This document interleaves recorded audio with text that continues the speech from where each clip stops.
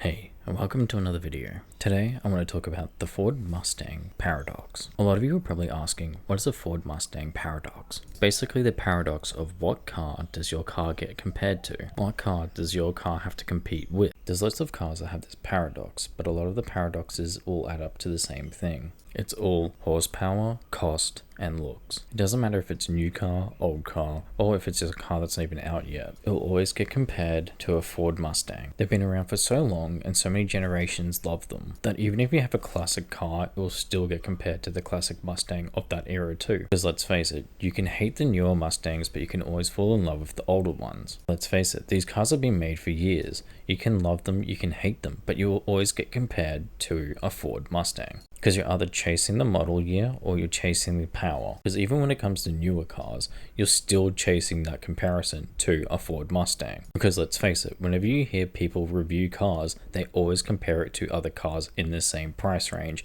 And in that price range, there normally is the Ford Mustang. Like I said, you can love or hate them, but they'll always be there and they're of great value for money. The reason I say this is because here in Australia, we have the Ford Falcon. This is a car loved by all Australian Ford owners. This car was made to compete against the Commodore. They both came with a 6-cylinder or a V8 engine variant. These were the cars that meant business. And that business was doing burnouts and running from the cops. We used to have two standards here in Australia, but now that Holden Commodore is no longer in business, we no longer have that, competition. We have the paradox. And that paradox is now the Ford Mustang. So whenever we build power now, it's always comparing it to, a Ford Mustang. How much power does it get from the factory? What can it do?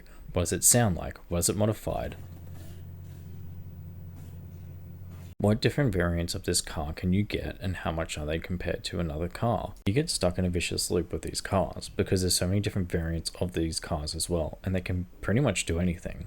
And then you're going to be asking yourself, why do we compare these cars to so many different other vehicles? Well, because they can pretty much do anything. They can be modified, they can be track cars, they can be dragsters, they can do whatever really that you want them to do. Ford is the leader in the market for a reason. Because they know their audience. They know what their audience wants to do with their vehicle, and they want to be able to do, anything and everything. In review, the Mustang paradox is something that's really easy to understand. It's the car that everyone will compare yours to. It's the car people will look at that aren't car guys and be like, why didn't you buy a Mustang? It's the car that 16-year-old boys in high school to 45 to 60-year-old men will always admire to buy. It's a midlife crisis vehicle, but it's a great vehicle at that. This paradox isn't saying that Ford Mustangs are the greatest cars ever and you should just buy one. This is a paradox where it will be always compared to, and you'll always be told, why didn't you just buy a Mustang? It's the same thing when you buy a four-wheel drive car. Why didn't you buy a Jeep? Well, I didn't want a clapped out piece of shit, so, because people can take this to heart, but at the end of the day, it's a vehicle.